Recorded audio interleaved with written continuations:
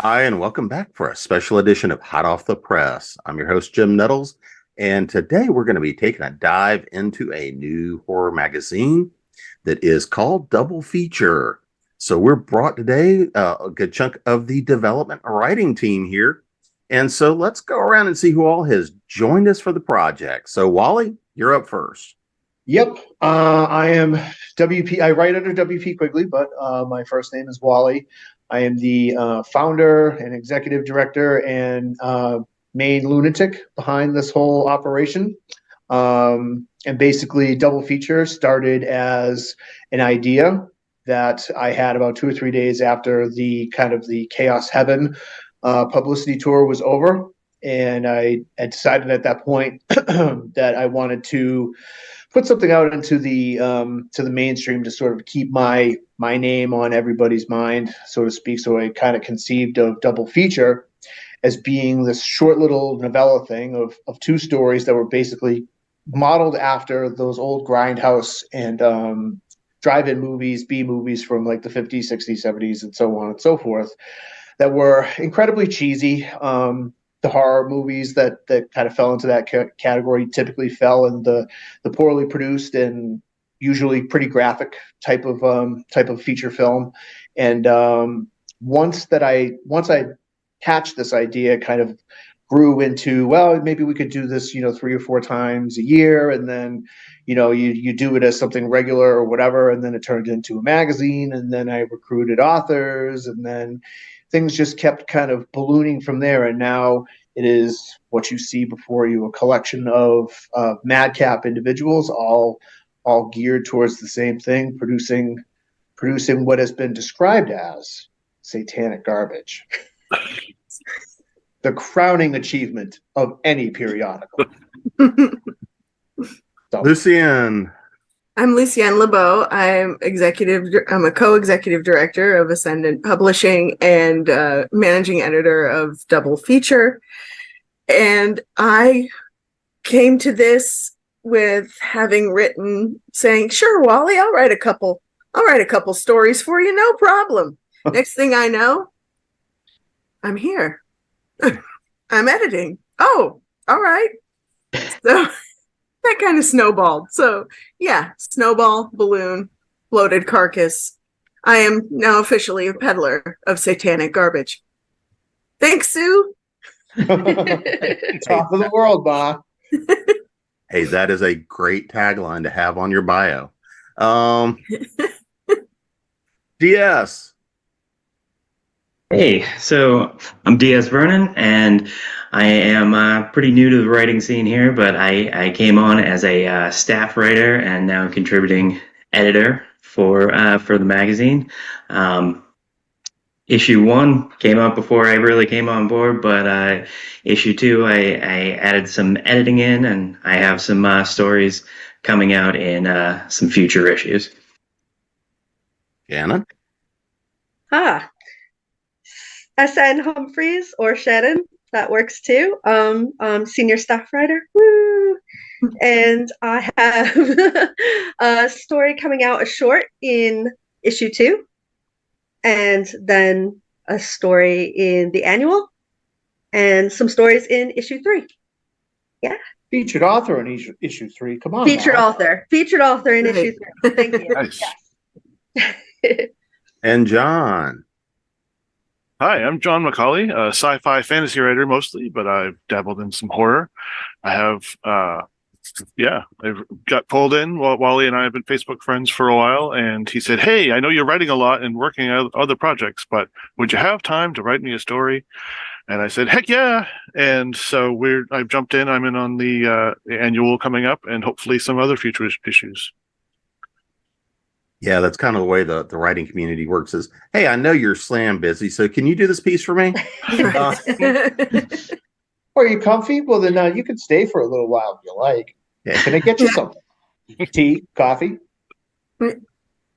So let's actually dive a little bit deeper into, the idea of Double Feature. And Lucienne, I'm going to actually start with you on this one since you got roped into it.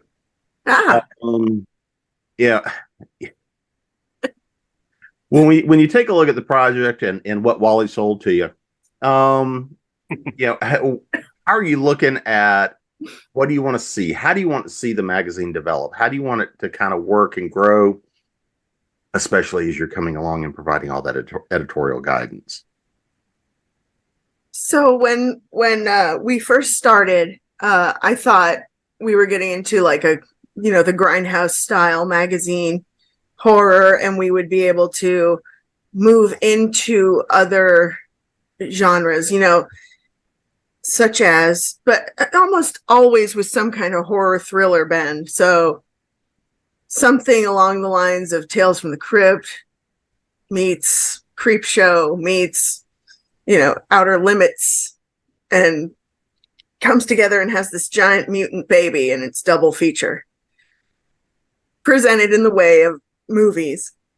And that was my idea, of what Wally had presented to me. I got this vision, and then Wally is really good at like taking an idea and just running like a freight train with it. And it's fabulous because he'll go and go and go and go. And you have this massive, like, we're going to do Ascendant television. We had this, wonderful, like all these pieces that come together, very entertaining, social, somewhere where a bunch of us weirdos can get together and be creative, and have some outsiders who don't get it call it satanic garbage. So DS, what are your thoughts, being an early stage writer, just coming into your career? How's this thing working for you? What are you looking forward to out of the project? Well, I'll tell you already, I'm getting so much info and help and essentially training on editing and revising and the whole writing process in general. And all I really want to say about it is that I am looking forward to seeing this grow and seeing more sick individuals come and present their writing to the rest of the world. And I'm looking forward to getting mine out there too. It's been a fantastic process so far. SN. And I'm going to be keeping you on your feet. I'm just happy to be here. I'm really, really enjoying being pushed to do more and to do things that I haven't done before. And where I want to see it going is I want to see more people being pushed to do more. Just, yeah. John?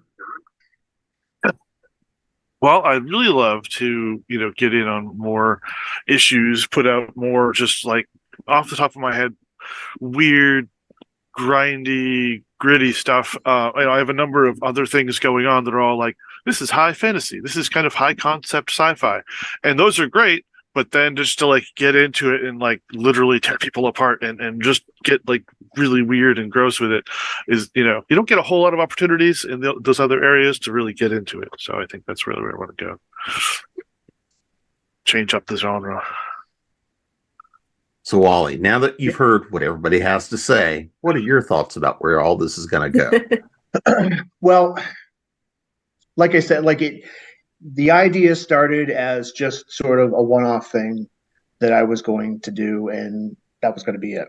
And through talking to another friend of mine, he said you could do this on a regular basis and you could have it, once or twice a year or something like that. And I just figured that wouldn't it be great to use that as a vehicle to feature a lot of the people that I know that are writers, like Lucienne and Shannon and DS and John and so on and so forth. And so basically kind of our long-term goal for this magazine is obviously to keep the content pretty close to where the origin idea came from, where we're allowing writers to basically, I'm reticent to use the word debase themselves, but one of the things that with issue 1 that I think really kind of set the tone were the 2 featured stories that I used. One was definitely one of the weirder stories I think I'll ever write. It's called Gary Spivey Has Foreseen This. Gary Spivey is actually a real person, and the idea came from whether or not this guy Gary Spivey actually knew what the future held, and that's where the idea came from. The second story is a story called DVD Extras, and it's ostensibly a tribute to one of the most notorious films ever made, Cannibal Holocaust. And when I wrote it, I was like, you want to know what that movie was missing to really make it screwed up? And then I sort of elevated it from there. And when I did that for the first issue, I think it sort of set the tone for everybody to come after me, basically say, well, Wally went ahead and did all of this stuff and sort of threw down the gauntlet. And if he's willing to sort of put himself out there and put that kind of content in a publication, then what's to stop me from kind of doing whatever like that I want to do, that I've always wanted to do, but maybe have held back just because of that's not my typical genre, or that's not what I typically write. And so with issue 2, which is coming on February 18th, Lucienne is basically, she got to explore a couple of things that I know that she's been dying to get down. And so even though the bent of the magazine so far has been in the strictly horror sense, there's nothing stopping it from going into cult and sci-fi and that sort of thing. And I think Lucienne started to sort of push it that way a little bit with a couple of her stories. The annual that we have coming up in April is A Night at the Grand Guignol. I don't know if you can see the posters back here, but we've all sort of educated ourselves in that particular piece of history in the early 20th century, where the French kind of took that whole idea of double feature and made 8 plays and made it a night, so to speak, as only the French could do. But that's our annual, and that's the sort of thing that we're willing to, that everyone's sort of on board for. And I think one of the great things about what has sort of come out of this little group that we have is that everyone is very supportive of each other, in the sense that, oh, well, this is the idea that I have for my story. This is really, really screwed up. What do you guys think?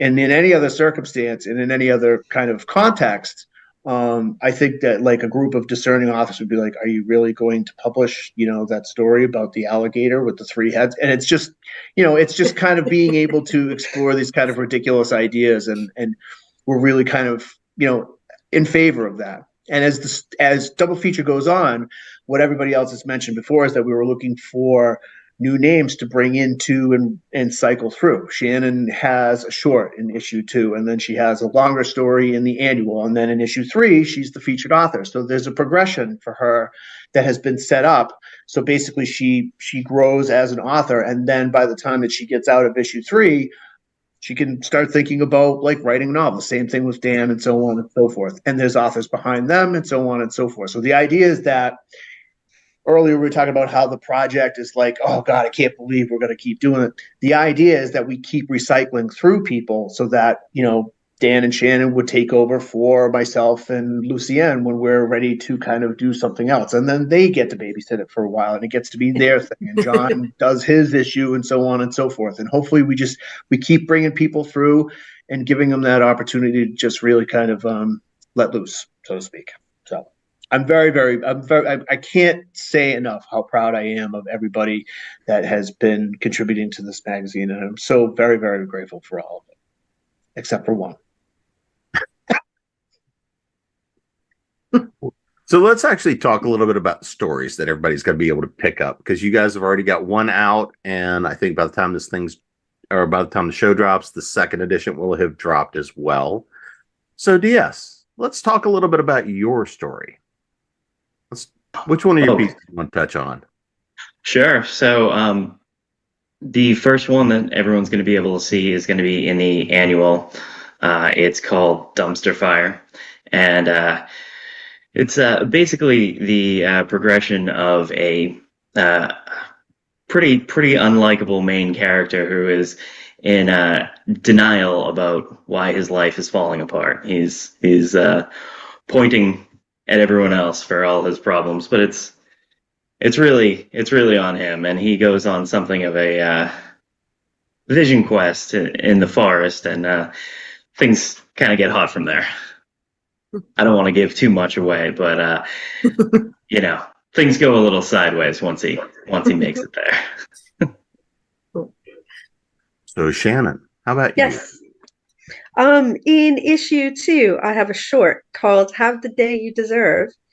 And it's about if you took the vilest, most horrible misogynist you could think of, and he sort of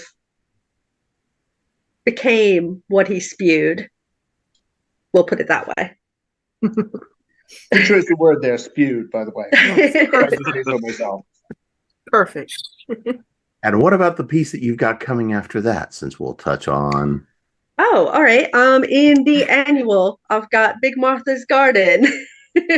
That's a fun one. That's I don't even know how to begin describing that.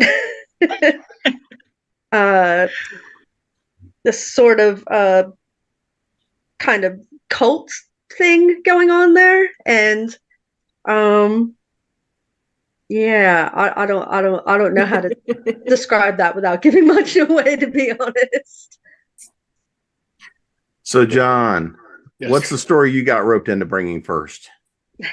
My story is going to be in the annual, and it is based on the picture you can kind of see in the background here. Ed Hopper's Nighthawks from 1942. It was basically Ed Hopper typically went for this kind of people being disconnected. Whenever you see someone, more than one person in a setting, they're never looking at each other. Everyone's so separated and like off in their own little worlds, or just like, walling themselves off from everybody else. And this story is centered on the guy in the white hat there. You probably can't see it, it's so small in the background, but basically it's a diner. It's late at night. There's this like old school white paper hat, white outfit guy serving a number of people in suits and things. And basically he's had enough. By the end of the night, he's just like going nuts on people, and there's blood everywhere and things shattering and getting destroyed, and it's a lot of rambunctious fun by the time you get through it. If you've ever worked in retail, you'll definitely get it. Because there are definitely nights or days or whatever when you're just like, oh my gosh, let's just shut the doors and not let anybody in, or let them in and get the hell out of here, whatever. But yeah, I think there's a lot more explosive emotion stuff in there than I have been able to go into with some of my other work. I'm picturing the Waffle House war that just happened. It's been spread across everything on social media. Oh, nice. I missed that. I don't get on social media much at this moment, but yeah, I'll look for that. That's probably a wise choice. So Wally. Yes. So let's start with your story, the one that kickstarted and gave everybody permission to go wild. Yes. DVD extras. Mm-hmm. So the idea actually came, I was on a kayaking trip with somebody I grew up with, and her husband and her older sister. And her older sister was kind of like looking up at the clouds or whatever. And this was, like I said, this is, not long after I had finished the whole kind of Massachusetts tour for Chaos Heaven. And she was kind of a little bit loopy, shall we say, and basically said, well, Wally, wouldn't that be such a cool idea? If people were watching a DVD and they got trapped inside the TV, and they were trapped inside the DVD.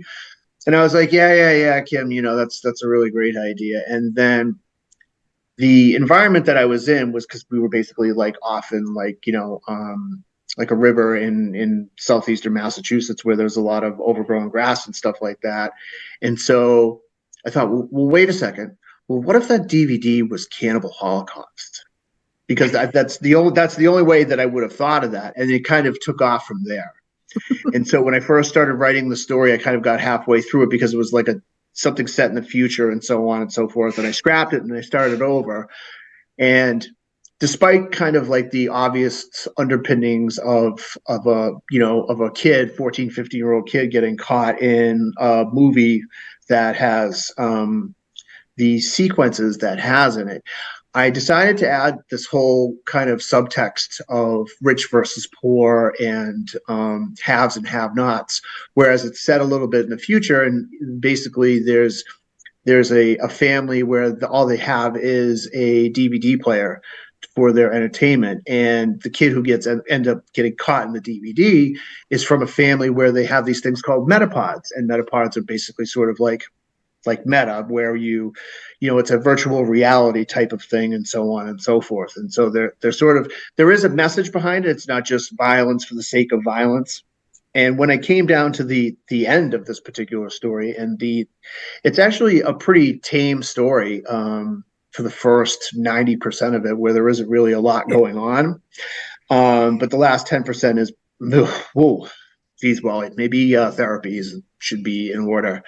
But I had reservations about going through with what actually happens. And I actually presented it to the group, and I said, this is how I envisioned the story as ending, but I'm a bit intimidated by actually writing it out the way that it is because of, basically what happens. And I have this kind of secondary, watered down, not quite as, grotesque ending, so to speak. And to their credit, and every single person in the group said, nope, write it the way that it is, because if you write it in that kind of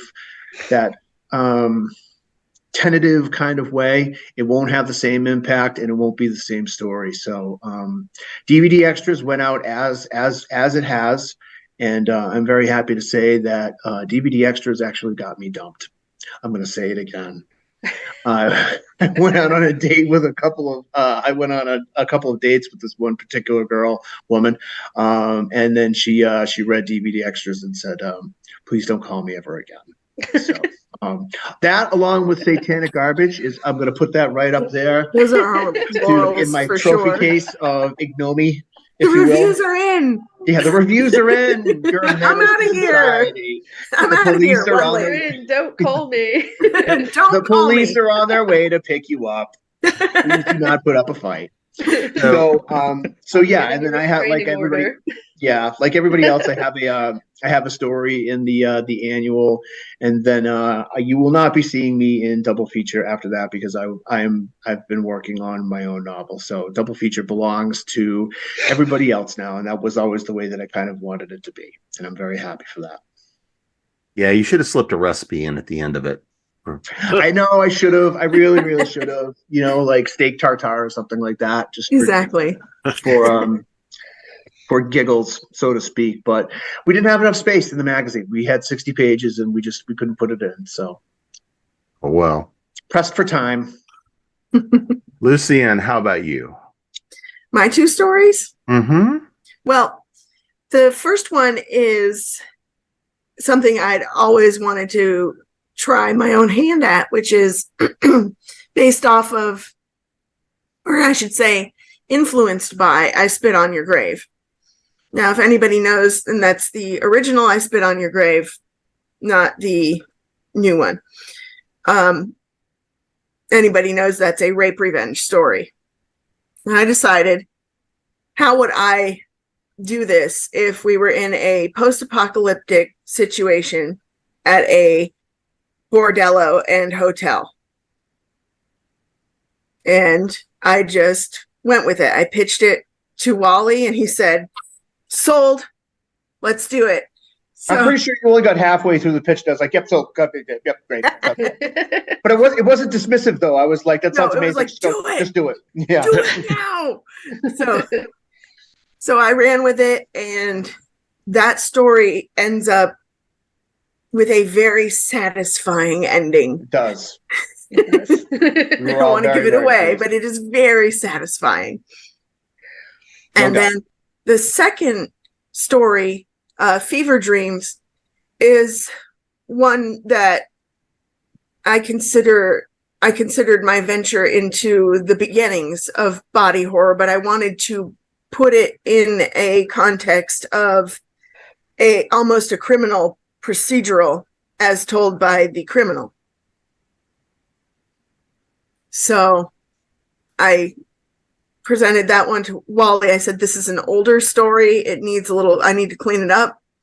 but it's something I've always wanted to publish. It's just not it's never been long enough to be a full novel. And he said, go for it. And so that's Fever Dreams. And those will be the two featured stories. Fever Dreams is about a transplant receiver that has just about everything that can go wrong will go wrong. And then we have two shorts, one by S.N. Humphreys, Have the Day You Deserve, and one by Michael Strong called Bleed. Bleed is about an entire company of toxic masculinity, because that's the theme of the overall story, the feature, rather. Double feature, Masculinity Toxic is the title. So, one of the best parts about being a writer, and all of you guys are at different stages in this, and this is where this is fun, is what are the things that you're learning about writing, about process? As you were doing research and stuff for the piece of work, did you come down some fun rabbit hole? So, Ms. Humphreys, what have you learned so far out of kind of this exercise? What's the big thing that's jumped out at you? And where you're at, you may have a couple of things. I think the biggest thing has been just pushing myself to write. Just get a draft out. Just get the story out and then let it sit and then come back. Because if I don't just get it out, I get bogged down in all the little things and researching this little bit and, oh, don't like the way I said that. So just spitting the story out and then coming back to it and going through a few drafts, because I didn't do that before. And it's made a big difference, I think, to the way I write. John, how about you? Well, I've written so many random things in so many other areas, and I've done NaNoWriMo like almost 20 times. So that kind of conceptually of getting the words out, I definitely see where Shannon's coming from, but I think I've gotten past that hurdle. But thematically and like, how gross can this be? How transgressive should I let this get? Because I've been sending things to mainstream magazines forever, and nothing like what I wrote for these guys would fly with 99% of the places that I send things to. So really, it's kind of the same thing, getting over it and getting into it and just writing whatever comes to my mind and getting through the story and crossing that finish line of like, okay, now I have something that's sopping wet, dripping all over the place, laid into pieces. I have to put it back together, but leave it gross. Leave it how it's supposed to be, without like tidying. Oh no, I can't have that in there. Everything goes, and just put it in there. So I think, that's my breakthrough, is being able to just do it, just get through the everything. All right, Wally, how about you? What have you learned so far? It wasn't too long ago where I was in the shoes of both Shannon and DS and a couple of the other writers for Double Feature, where I was kind of mulling my way through just getting through stories and so on and so forth. And now that I've gotten over that sort of hurdle, and I'm at a different stage, I would say I'm at the tail end of the intermediate stage. I would put myself at.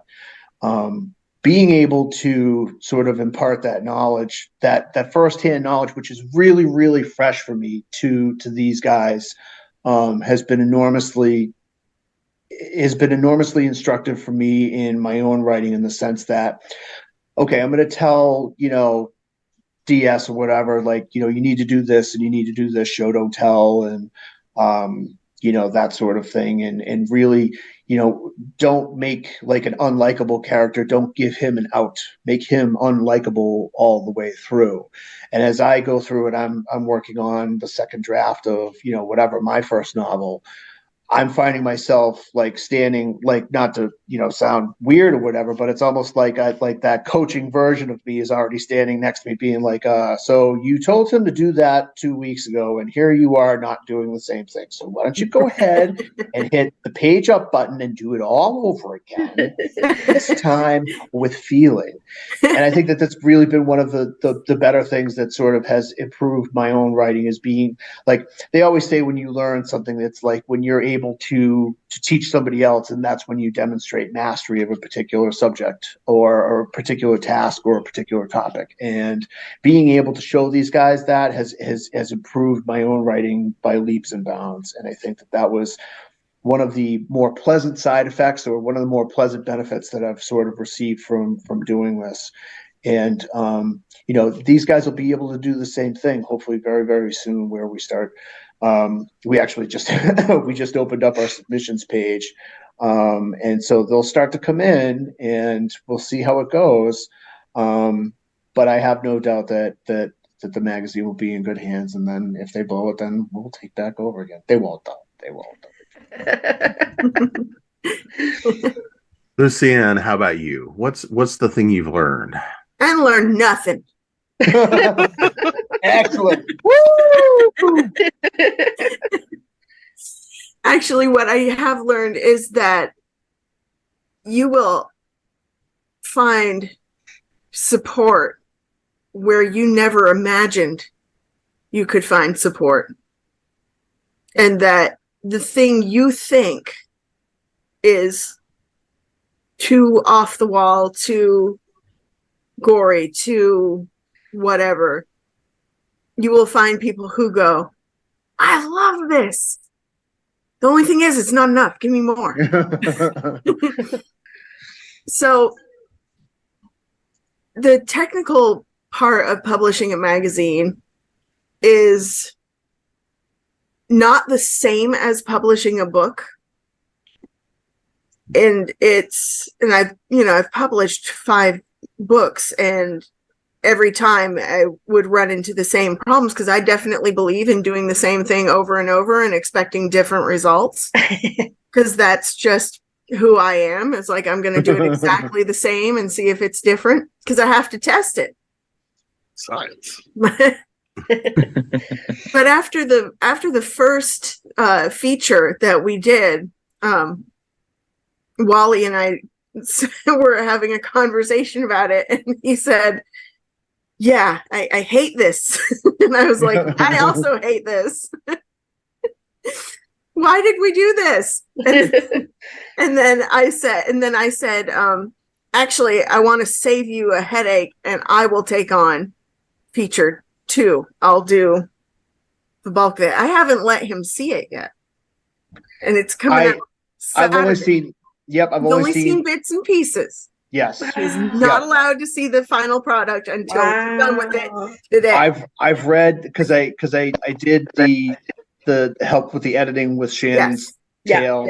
And I read the first story from you, but I haven't read Michael's story, and I haven't read your second story, and I don't know how the magazine looks, and I've only seen bits and pieces of it. And that's great, because that has enabled me to do all the other weird random stuff that comes with like Ascendant Publishing and all that as whatever. So So one of the things that the second issue has gone more smoothly, because I actually did learn something. So when we're ready to launch, and that will be on the 18th, I will let Wally see it slightly before. About a half an hour. Yeah, exactly. No, if I'm lucky, Jim, I may get it like 10 minutes. Here it is, and you're gonna have to put that out in 9 o'clock. Okay, it's cool. Going. For now, bye. The moment I launch it, no. But I wanted to be the support for everybody else that they have been for me. So for the difficulties we had with the first feature, I was like, let's not do that. I'll take on the responsibilities for this one, And then when I hand it off to certain people, DS, he can have the headaches. No, but I will provide that support. And just, I really like the thing that I learned is not only do we pay it forward, but we also give back. It's one of the best and most valuable lessons I've learned. So DS, how about you? What have you learned being the fact that this is your first publication? Well, geez, that's gonna be hard to follow up. But I mean, so first of all, I mean the primary things I think I've picked up on have been largely technical. Okay, because the writing I've done in the past has been college writing. It's been stuff for myself. It's been music lyrics, things like that. It hasn't been anything suitable for general consumption. Not that much of this is, but that's a matter of taste. We know. That's a matter of taste. So a lot of what I have learned has been about the editing process, about the drafting process, about finding a way to get a more polished and functional piece of writing together. And that has been hugely valuable. But I have to piggyback at least a little bit off of what Lucienne said and just say that you find your right group of people that all have a goal in mind, and the support structure around there is insane. It's great, and it's been incredibly encouraging, whether it's literal one-on-one mentoring or just people piping up in a chat like for one thing or another, just as encouragement. It's fantastic. So that's been what I've been learning about. So just to kind of dive in a little bit deeper, because a lot of you guys some of you have on your first publication credits, but some of you have got a long history of getting stuff out the door. So John, for you as a writer, generally, what do you kind of usually do? And what do you think that getting this publication and putting this out now is going to do for you in terms of both writing style? Is this going to help you push the boundaries a little more? Is this going to be one of those things you look at and go, yep, never going to do that again because commercially it'll kill me? All right. Well, so far, so good. Not to mimic everyone else so far, but definitely, as DS and Lucienne said, it's a great group of people. They're always on the Facebook chat saying, "Oh yeah, we're gonna do this and this. Look, I made a T-shirt. Look, I made underpants." I was bored, and I had 2 hours with nothing to do. Okay. But by the way, yes, double feature boxer shorts will be available in the store on Tuesday. to some degree, yeah, expanding my horizons so far as getting into other genres. I've written a couple of like spooky horror things, but so far as like slashers and what do you call it there, bloodfest kind of things, it's definitely hasn't been where I've been going. And I wouldn't say that I've completely stalled out, but I'm at a point where I need to jump into the next thing. I'm looking at novels. We've kind of briefly talked about putting some novels out over the next couple of years, and setting up the annual and doing these other shorter pieces, getting into like, where is Ascended going, assuming that it's going in a similar direction, at least to what Double Feature is doing, and just basically saying, is this my niche? Is this where I'm going to end up writing things that people actually read? Because I have like 6 followers on Patreon. I have a series of fantasy and a series of sci-fi that I've kind of bounced back and forth between, and I'm literally on book 4 of the fantasy right now. Yeah. Having bounced back and forth, and again, handful of people. Maybe I'm just not doing the right thing. Maybe I don't have the following, but maybe this will get a following. Who knows? Maybe I could change up what's going on over there. It's all about, I mean, there's writing, there's the skill of writing, and then there's everything else, like the social and expanding your reach and everything. And I think it's hard to do that sometimes, and sometimes you're just not in the right place. You know, you have to go out and go into other avenues like double feature to see if that's where you belong. Wally, how about you? Now that you're getting stuff under your belt, you know, where do you see all of this taking your writing, and what do you want to see happen next?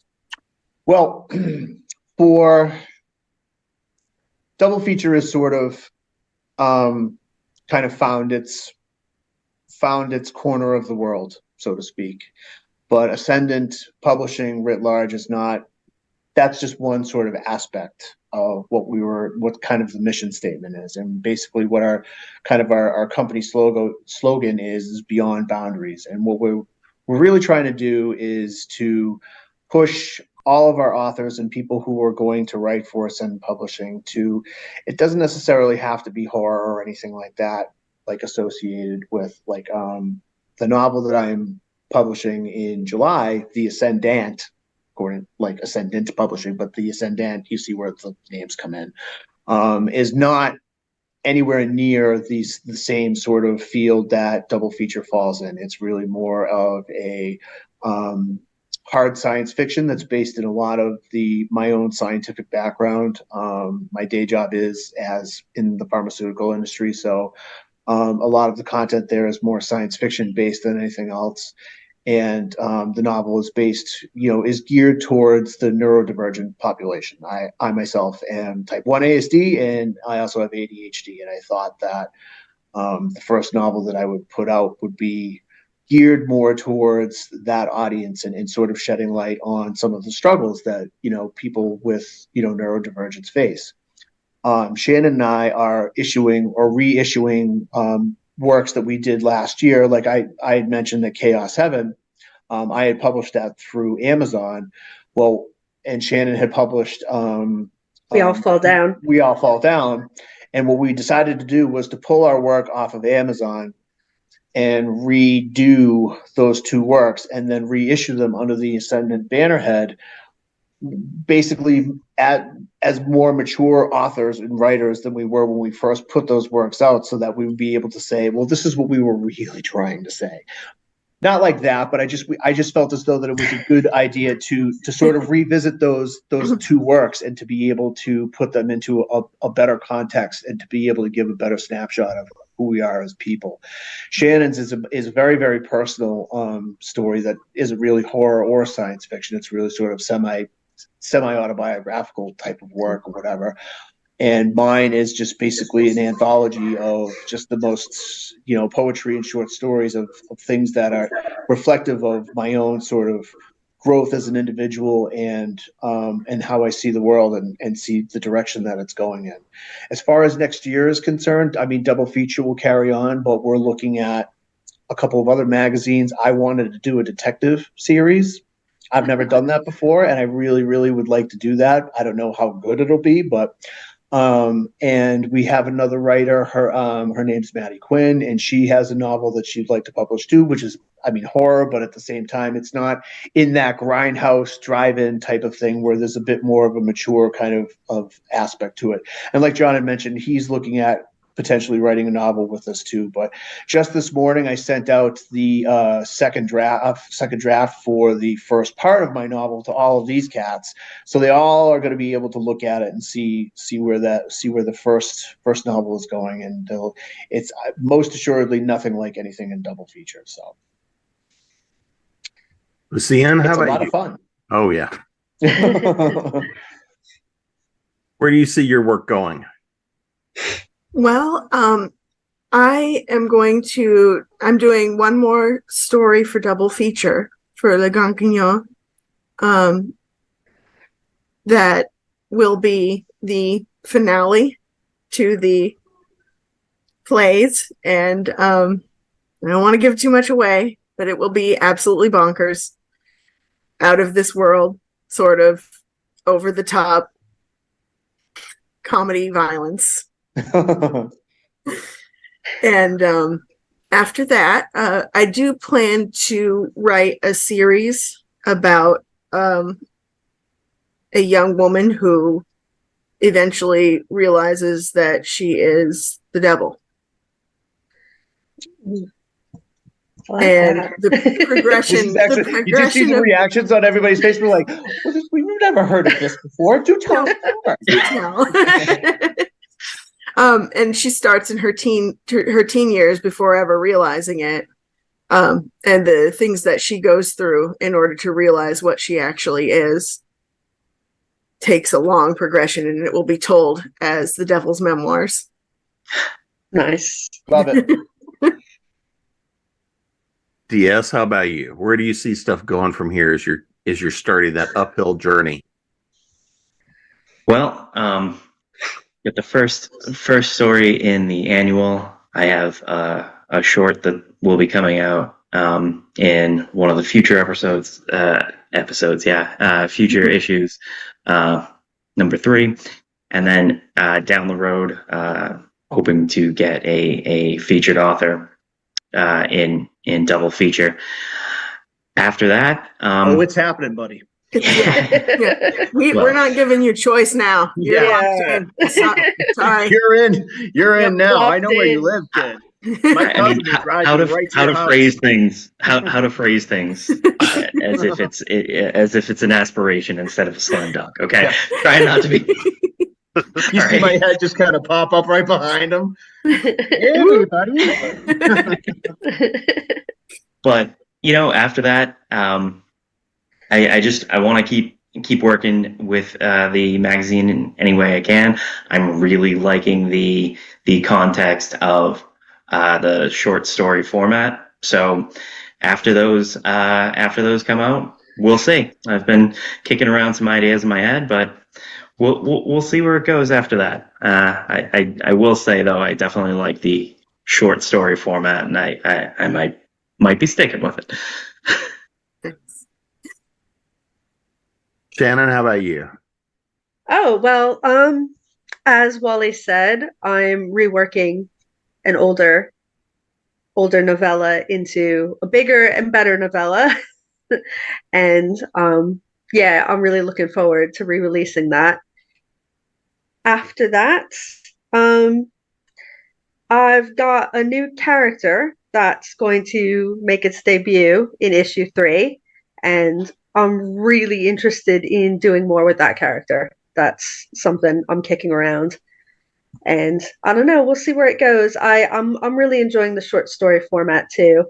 And as for writing anything longer, I'd like to do it at some point. It's just a matter of getting there, I guess. The things that sound like a good idea at the time. Yeah. And don't let her be too modest, because we've locked her in too. She's trapped. There's no getting out. Oh yeah. There's no escape. Well, guys, ready to see edition 2 of Double Feature. But before we get out of here, let's make sure everybody knows where to find you guys, websites, social media, other stuff you've published. So I'm going to go backwards because I can. So, John, you're up first. Oh, hi. Well, even though, Amazon is the big monster and we're kind of trying to slide away from it, I do have a lot of things. Double Feature ended up on it anyways. Oh, did it? It's okay. Yeah. I've got a couple of individual things and a number of anthologies and collections and things on there, as well as I have a Patreon under my name, John A. McColley, and Facebook with an author page, and I'm just all over the place in little bits. If you know my name, you can spell it, then you can find me all over the place. Thank you. That's with a Z, right? Yes. Shannon? Shannon? Hello. Sorry, that was me. I didn't hear what you said. I'm on Instagram as S_N_Humphreys. I'm on Facebook as SN Humphreys, and my personal blog is snhumphreys.blog. Until then, you can find me in Double Feature and obviously when my new novella comes out, it will be under Ascendant. So yeah. DS? Sure. Right now, you can find me on Facebook at DS Vernon Author. Lucienne? Wow. Amazing. Very That's excited. branding. Hey, it was Alone. You better go find him fine. and send him lots of messages saying, when's your next thing coming out? Because we want to Yeah. read it. So you can find me at silverhollowstories.com. You can find me at Lucienne LeBeau Author on Facebook and Spellvira on Twitter. I'm on there very infrequently, but when I am, it's usually something bizarre. And Wally. You can find me. Well, my handwriting's too messy. You can find me at www.ascendantpublishing.com. That's ASCENDENT publishing.com. That's with an ENT for the magic. And I'm on Facebook as WP Quigley. So yeah, Chaos Heaven. You can't buy it until this December, in which it will be under a slightly different name, but I will be putting that back out in December. The Ascendant, my first novel, will be out in July. You can find me in double feature number 1 under the aforementioned stories that we discussed today, and then also in the annual that will be hitting the world in April, according to our plans. So, fingers crossed. That one's going to be special. So, we'll cross that bridge when we get to it. And I've had the pleasure of being your host, Jim Nettles. You can find me at jamespnettles.com, authoressentials.net, authoressentialsworkshops.com, the speculative-fiction-academy.com, creatingprose.com, and of course here at ConTinual. And we will see everybody again soon. Go out there and stack up that to be read with a couple of rounds of double feature. Bye-bye. Bye.